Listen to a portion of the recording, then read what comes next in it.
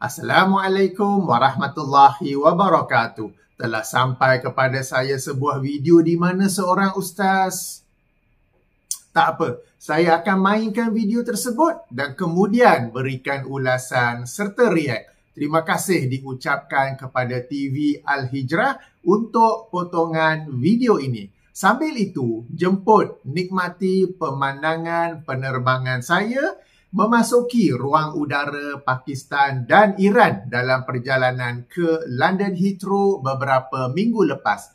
Meskipun kami berada di ketinggian 38,000 kaki, ia kelihatan rendah disebabkan permukaan tanah tinggi ataupun high terrain di bawah. Kita nak tanya, ada pendapat mutakhir ni kata, tak payahlah ikut mazhab ni semua, kan? Rujuk terus Quran, rujuk terus hadis. Settle semua. So, macam mana? Apa pendapat? Baik, perkataan tersebut nampak macam best untuk didengar.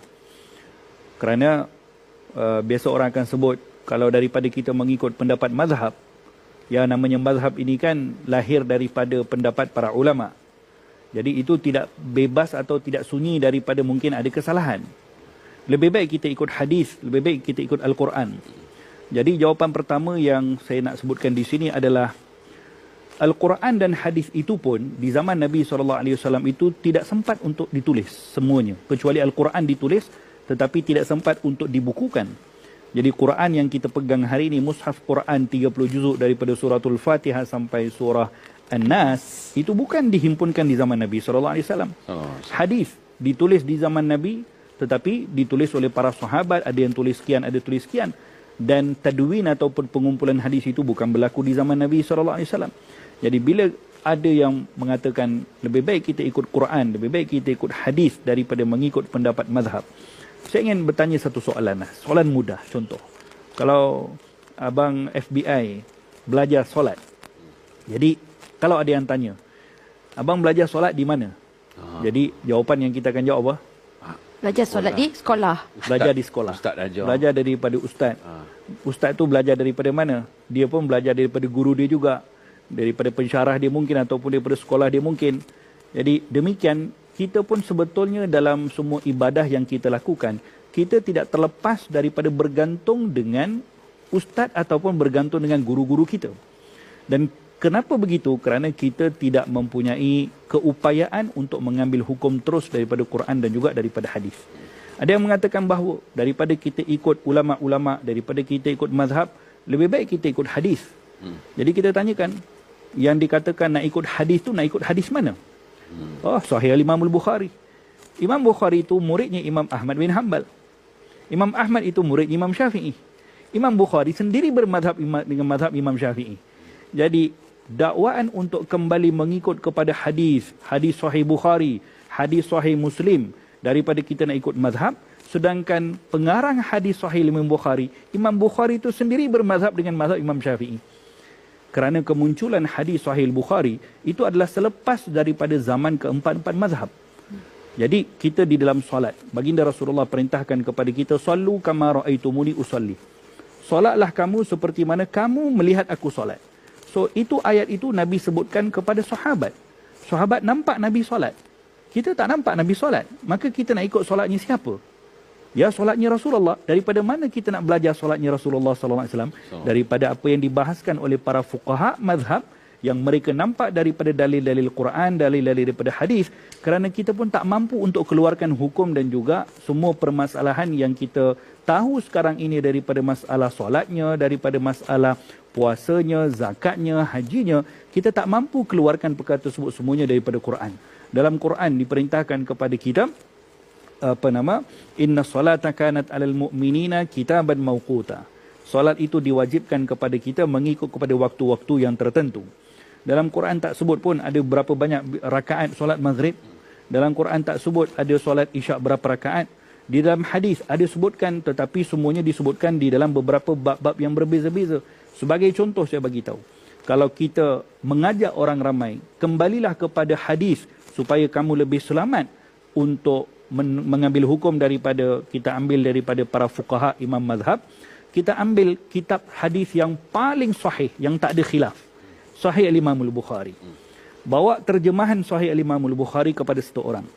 Bagi kepada dia, saya bagi satu contoh saja, bukakan kepada dia bab Al-Wudu. Dalam bab wudu tadi, Imam Bukhari kumpulkan hadis, antara hadis yang disebutkan di situ, kana Nabi sallallahu alaihi wasallam yatawadda marratan. Baginda Rasulullah ketika berwudu, Nabi membasuh anggota wudunya satu kali. Orang yang tak tahu menahu tentang hukum hakam, tidak ada keupayaan untuk mengambil apa dia punya latar belakang hadis itu. Apa yang dia akan faham? Oh, Rasulullah wudu satu kali saja. Dia pun nak amalkanlah ikut Nabi. Kita kata nanti dulu, baca hadis bawah dia sikit. Beberapa selang bawah tu akan ada satu lagi riwayat daripada Imam Bukhari dalam bab yang sama. Kana Nabi sallallahu alaihi wasallam yatawadda marrataini.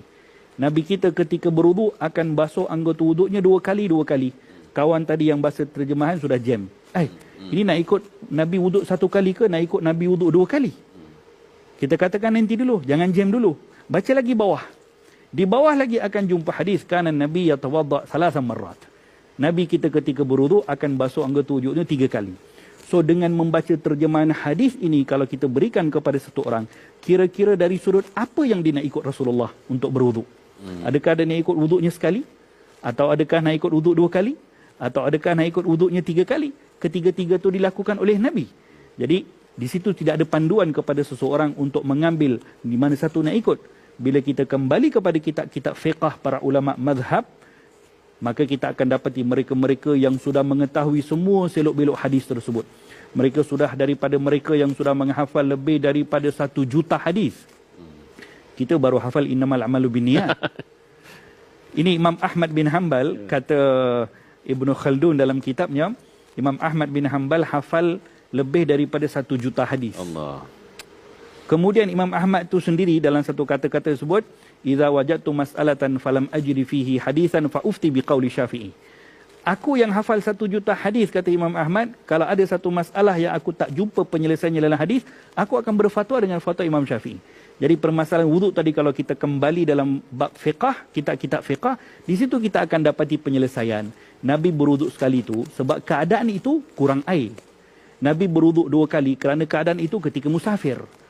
Nabi berwuduk 3 kali kerana itulah wuduk yang disunnahkan kepada kita. Selesai masalah.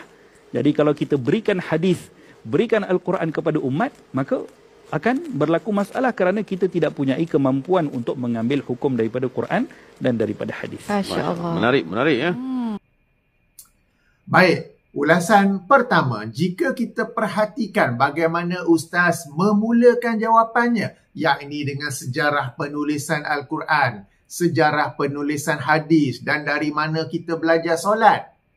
Nampak sangat beliau tidak arif dalam soalan yang dikemukakan. Entah apa kaitannya dengan soalan yang dikemukakan. Ada satu kemungkinan yang ini untuk membeli masa sementara beliau memikirkan jawapan yang sesuai. Orang putih sebut to buy time. Ringkasnya, ia adalah satu strategi di mana apabila ditanya satu soalan dan seseorang itu tidak ada jawapan yang tepat serta-merta, dia akan bercakap sesuatu sementara dia fikir-fikirkan jawapan yang sesuai.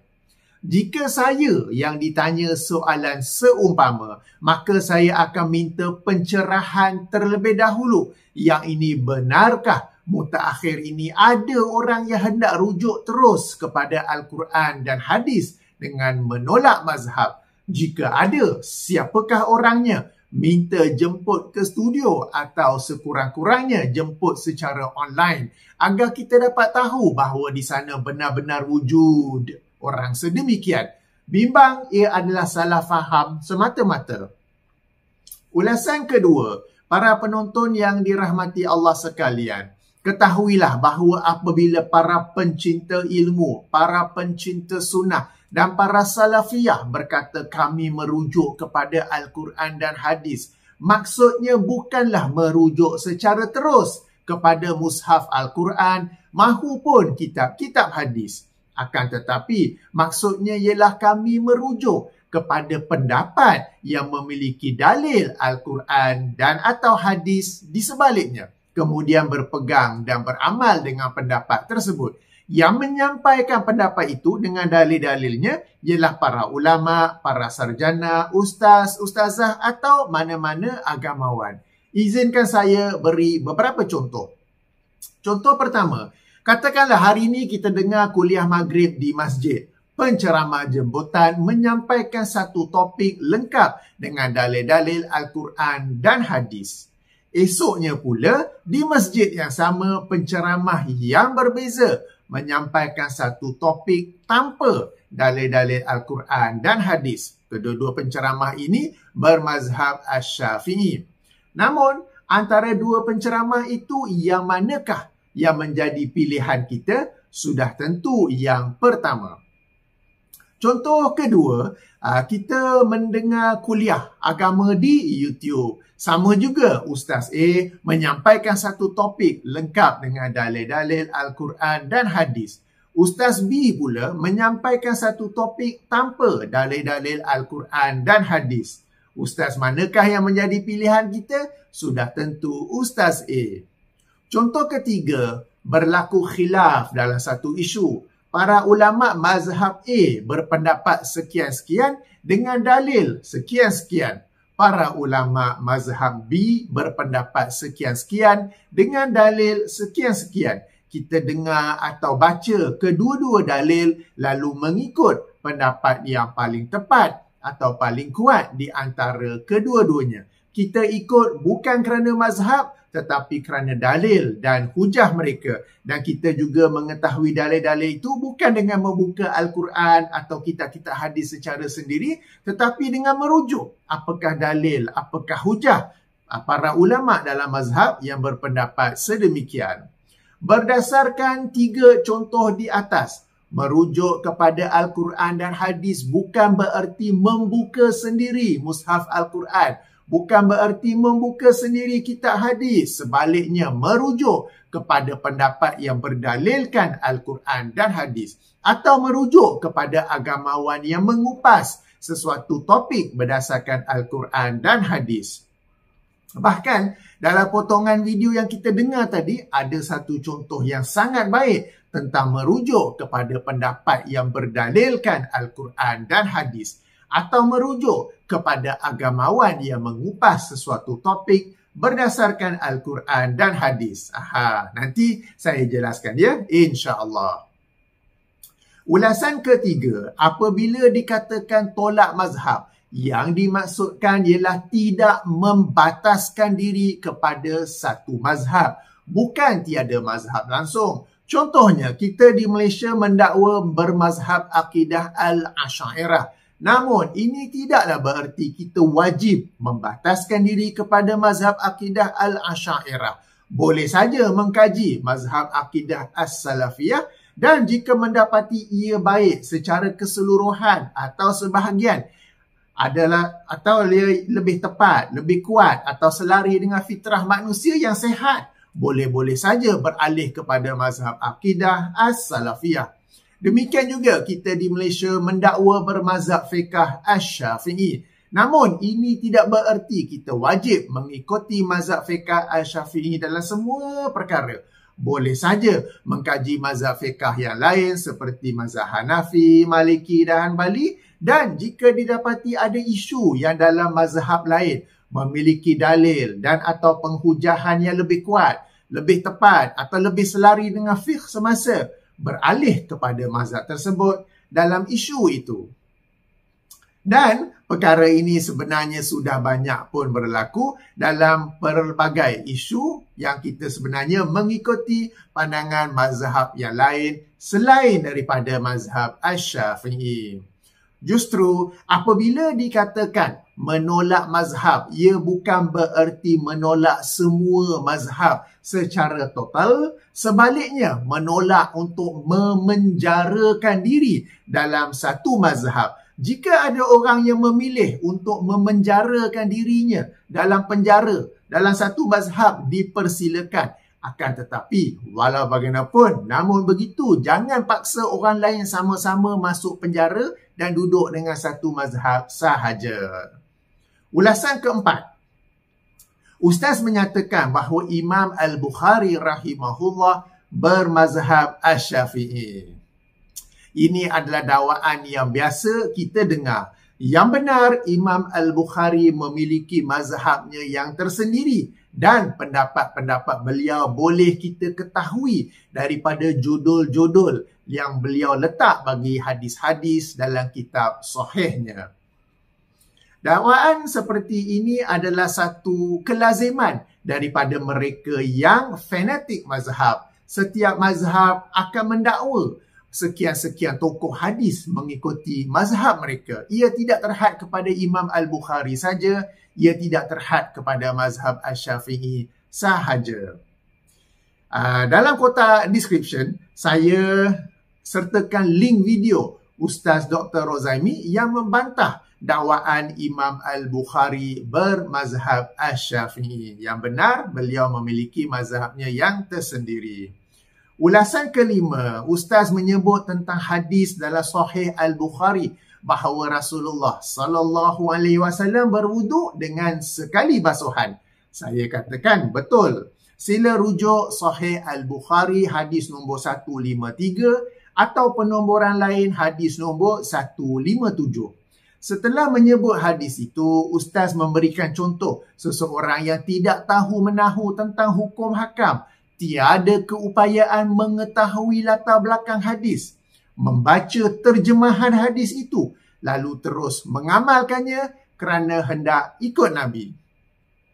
Baik, bersama ini saya sertakan tangkap layar daripada kitab Al-Mughni oleh Imam Ibn Qudamah rahimahullah yang wafat tahun 620 Hijrah. Meskipun Imam Ibn Qudamah bermazhab Hanbali, kitab Al-Mughni ialah kitab fiqh muqarran. Maksudnya ia juga menerangkan serta membandingkan pandangan-pandangan daripada mazhab-mazhab lain. Dan sebagaimana saya kata tadi, kita tak perlu membataskan diri kepada mazhab Asy-Syafi'i dan juga tidak perlu membataskan diri kepada kitab-kitab fiqh mazhab Asy-Syafi'i sahaja. Okey, baik.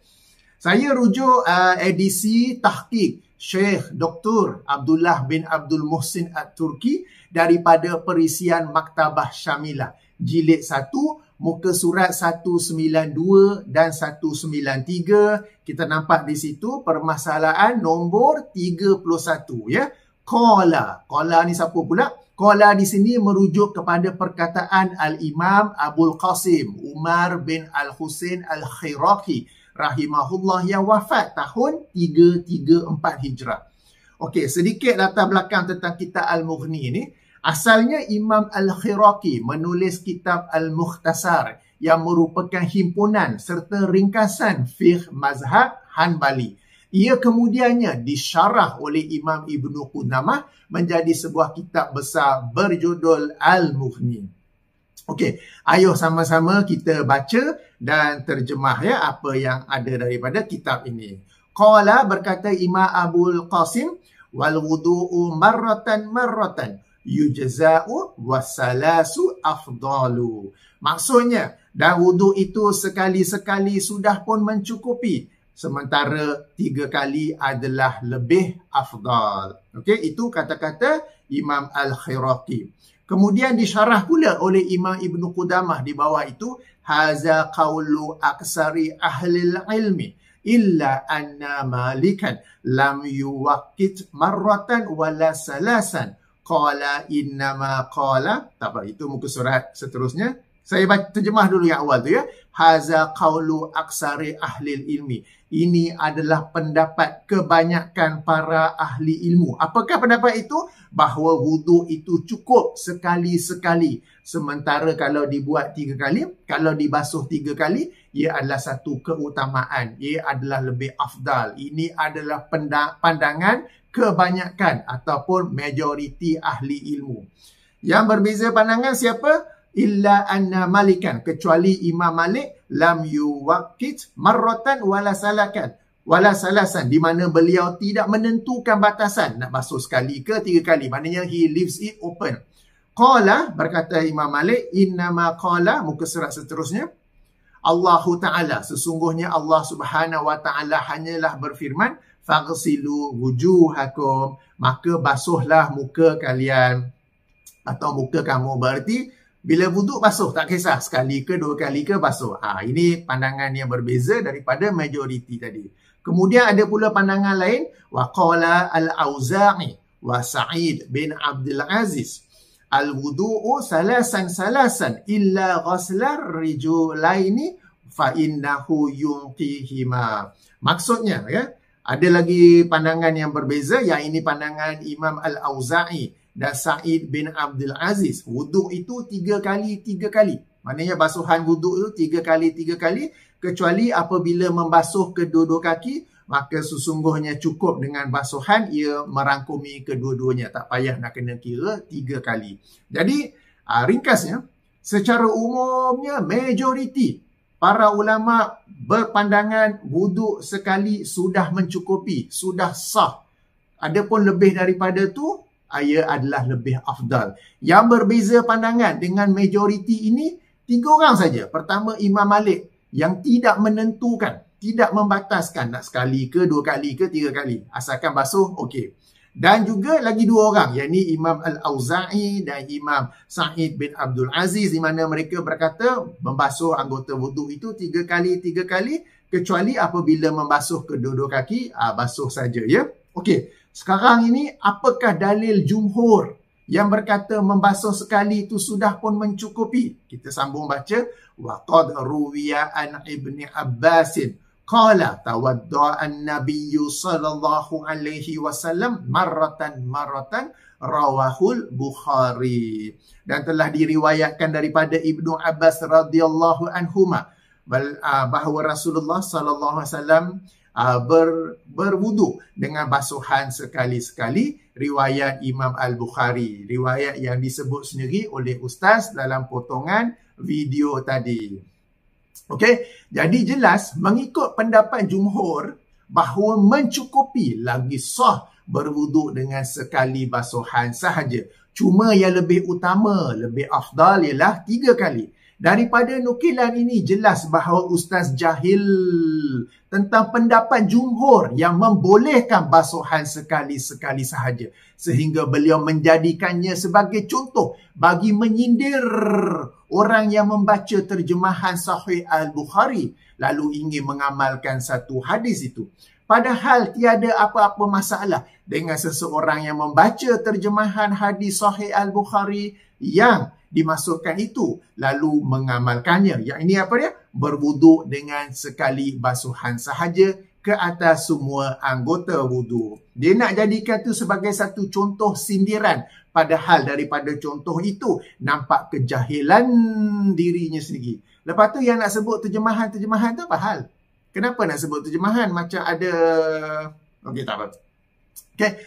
Ulasan ke-6. Ustaz menerangkan bahawa Imam Ahmad bin Hanbal rahimahullah menghafal lebih daripada 1 juta hadis.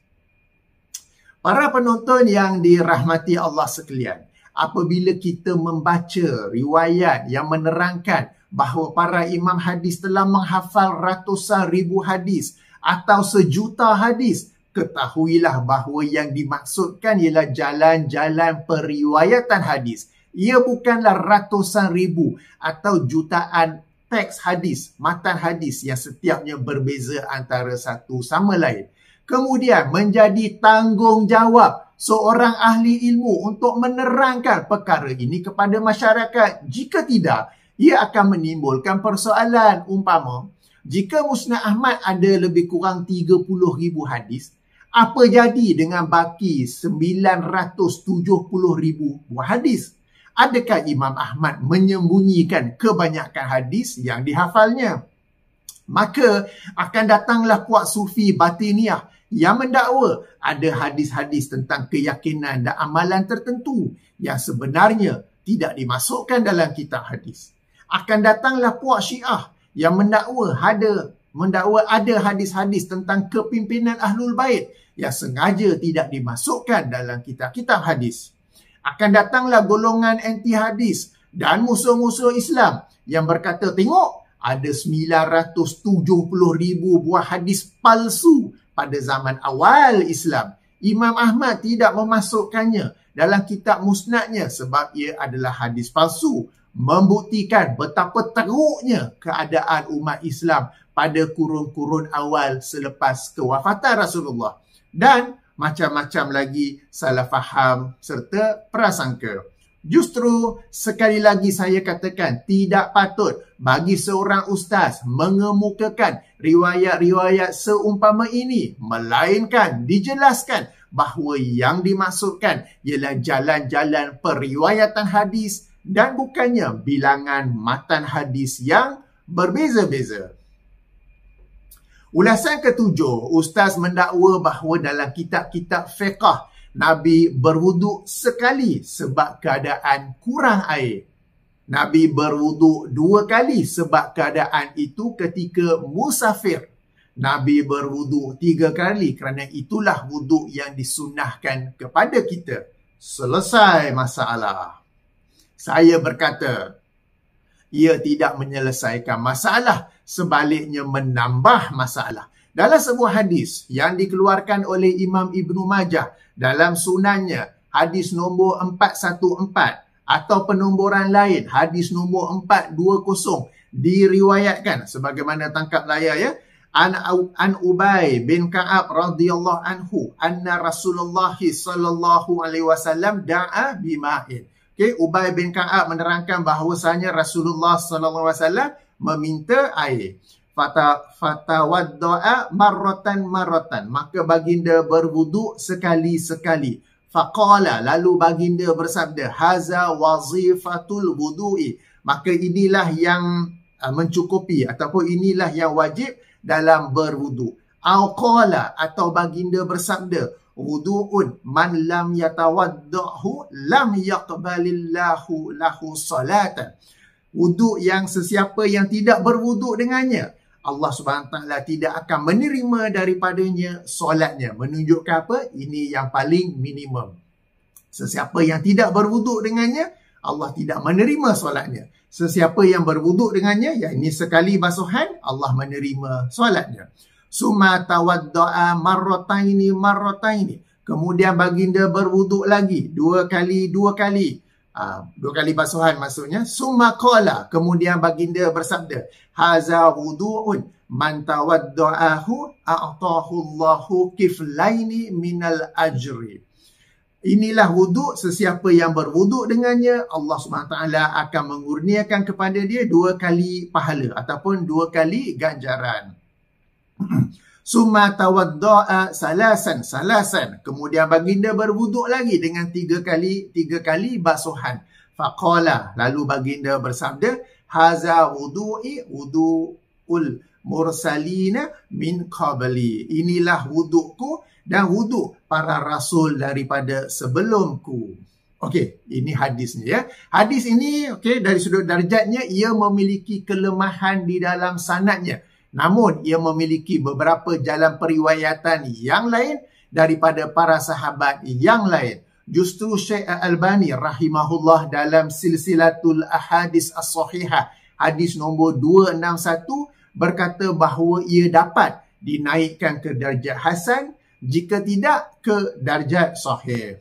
Antara yang turut mengemukakan hadis ini ialah Imam Asy-Syafi'i rahimahullah, sebagaimana yang disebut oleh Imam Al-Baihaqi rahimahullah dalam kitabnya Ma'rifatus Sunan wal Asar hadis nombor 705 ya, sebagaimana tangkap layar di sebelah.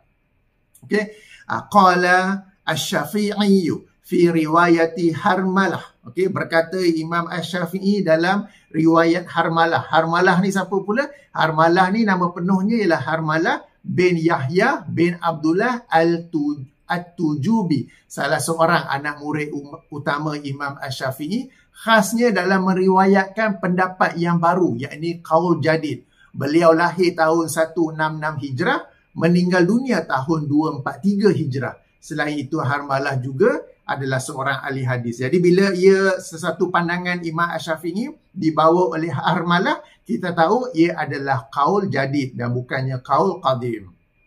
Okey, wa qad ruwiya anin Nabi sallallahu alaihi wasallam, Dan bahawa Imam Syafi'i dalam riwayat Harmalah telah meriwayatkan daripada Nabi SAW annahu tawaddu'a marratan summa qala haza wudu'un la yaqbalullahu salata illa bihi. Nak sama dengan hadis Ibnu Banyak tadi kan, bahawasanya Nabi berwuduk sekali-sekali, kemudian bersabda inilah wuduk yang mana tidak diterima, di mana Allah tidak menerima solat seseorang kecuali dengannya. Berarti ini syarat minimum. Okey, syarat minimum dalam berwuduk sekali basuhan. Summa tawaddu'a marrataini. Kemudian baginda berwuduk dengan dua kali basuhan. Summa qala, kemudian baginda bersabda, man tawaddu'a marrataini atahullahu ajrahu marrataini. Sesiapa yang berwuduk dengan dua kali basuhan, Allah akan mengurniakan kepadanya dua kali pahala. Summa tawaddu'a salasan. Kemudian baginda berwuduk tiga kali. Faqala, lalu baginda bersabda, haza wudu'i wa wudu'ul anbiya'i qabli. Inilah wudukku dan juga wuduk para nabi sebelumku. Wa wudu'a Khalili Ibrahim alaihissalam. Dan juga wuduk Khalil, yang ini Nabi Ibrahim alaihissalam. Jadi nak sama dengan riwayat Imam Ibnu Majah yang kita baca tadi. Jadi Imam Asy-Syafi'i sendiri dalam kaul jadidnya turut mengemukakan riwayat ini yang menerangkan bahawa wuduk satu kali bukan kerana tak cukup air, bukan kerana kurang air, tetapi bagi menunjukkan itulah syarat minimum dalam berwuduk. Yang ini sekali basuhan. Kemudian basuh dua kali, bukan kerana musafir, tetapi ia ada satu keutamaan, ada kelebihan di sana ya. Dan yang terbaik ialah berwuduk tiga kali. Hadis ini juga dikemukakan oleh Imam Ibnu Qudamah dalam kitabnya Al-Mughni yang sama-sama kita rujuk tadi ya. Dan hadis ini adalah masyhur bila kita rujuk dalam kitab-kitab fiqh. Mereka juga mengemukakannya bagi menunjukkan ataupun mengemukakannya apabila membicarakan tentang berapa kali basuhan apabila berwuduk ya. Jadi berdasarkan hadis ini jelas bahawa Rasulullah sallallahu alaihi wasallam berwuduk sekali-sekali bagi menunjukkan itulah yang minimum dalam berwuduk atau syarat sah dalam berwuduk. Adapun berwuduk dua kali atau tiga kali, maka ia adalah lebih utama, lebih afdal. Sebagai catatan tambahan, ada ahli hadis yang tetap berpendapat hadis Sunan Ibnu Majah yang saya bacakan tadi adalah dhaif. Dengan itu hadis tersebut sekadar menerangkan keutamaan atau kelebihan beramal. Ulasan ke-8. Seterusnya, apakah pula pandangan para ulama dari kalangan generasi salafus soleh dalam isu ini? Baik, saya bawa perhatian para penonton yang dirahmati Allah sekalian kepada keterangan Imam At-Tirmizi rahimahullah yang wafat tahun 279 Hijrah. Bila beliau wafat tahun 279 Hijrah, beliau sendiri daripada kalangan salaf dan beliau sendiri membawa pandangan daripada kalangan salaf. Setelah mengemukakan hadis-hadis berwuduk sekali-sekali, dua kali dan tiga kali, beliau berkata di akhirnya ya, sila rujuk hadis nombor 42 atau penomboran lain, hadis nombor 44. Setelah mengemukakan hadis tu, di bawah itu beliau berkata sebagaimana tangkap layar di sebelah, wal amalu ala haza inda ammati ahli ilmi. Dan secara umumnya, secara nak kata keseluruhan pun boleh, majoriti pun boleh, atau secara umum pun boleh.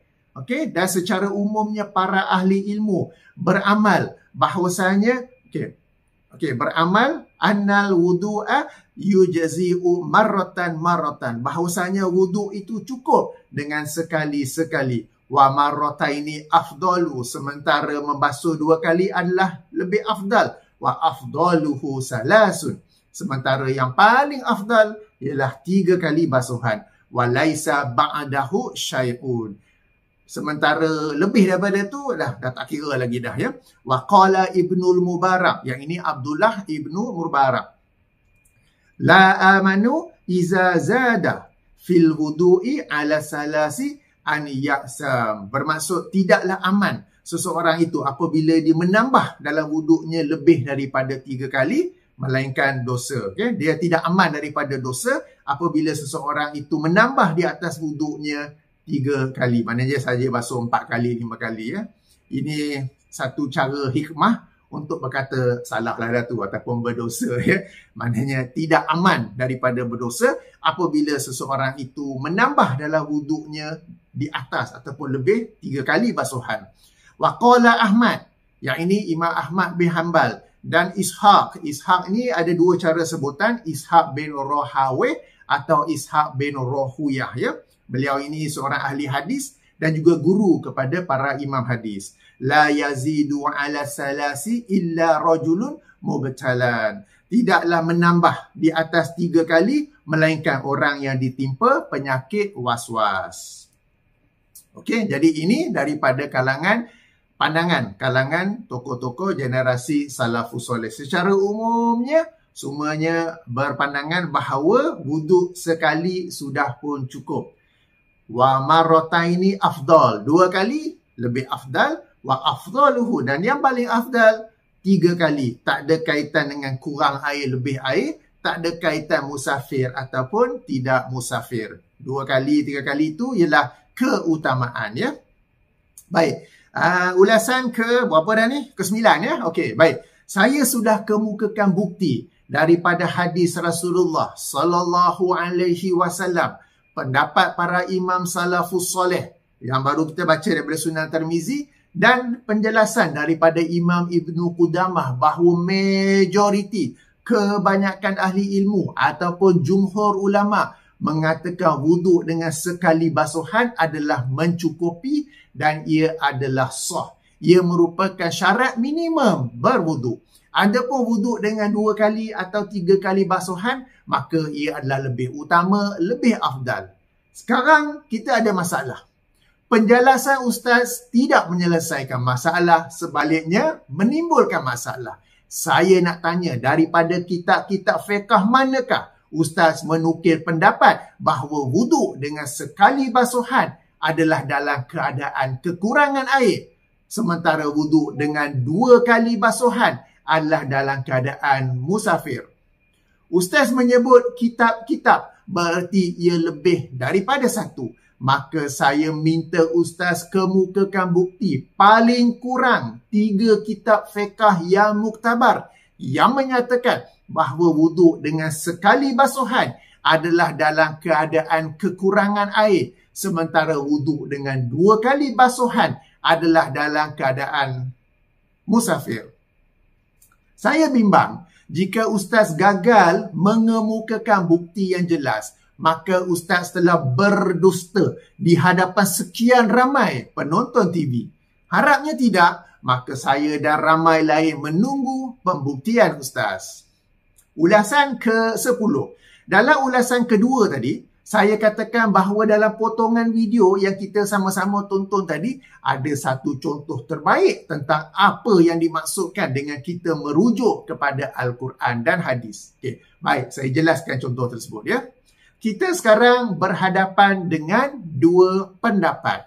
Pendapat pertama menyatakan wuduk dengan sekali basuhan adalah dalam keadaan kekurangan air, sementara wuduk dengan 2 kali basuhan adalah dalam keadaan musafir.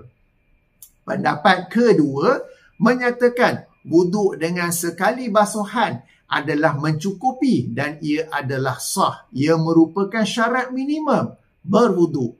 Adapun wuduk dengan 2 kali atau 3 kali basuhan, maka ia adalah lebih utama, lebih afdal. Tidak lebih daripada 3 kali ya. Pendapat pertama disandarkan kepada kitab-kitab fiqh yang kita menunggu pembuktiannya. Pendapat kedua berdasarkan hadis Rasulullah sallallahu alaihi wasallam. Antara 2 pendapat ini, yang manakah yang kita akan pegang dan amalkan? Jadi inilah yang saya maksudkan apabila kita merujuk kepada Al-Quran dan hadis, bukannya rujuk terus. Tetapi kita tengok ada 2 pendapat. Pendapat mana yang ada rujukannya daripada Al-Quran dan hadis, dan bukannya kita buka sendiri-sendiri. Macam tadi kita buka kitab Al-Mughni. Dalam kitab Al-Mughni itu sendiri yang bawa hadis yang Nabi berwuduk sekali, 2 kali, 3 kali itu kan. kita rujuk pendapat para ulama salafus soleh dalam Sunan At-Tirmizi. Jadi bukan kita buka situ, tapi kita rujuk pendapat para ulama juga. Right? Bahkan dalam contoh ini terbukti bahawa yang sebenarnya menolak ulama ialah ustaz itu sendiri. Beliau bukan sahaja mengenepikan hadis Rasulullah, tetapi juga mengenepikan pendapat para ulama salaf dan khalaf. Pendapat ulama salaf adalah sebagaimana yang disebut oleh Imam At-Tirmizi rahimahullah, sementara pendapat ulama khalaf adalah sebagaimana yang disebut oleh Imam Ibnu Qudamah rahimahullah.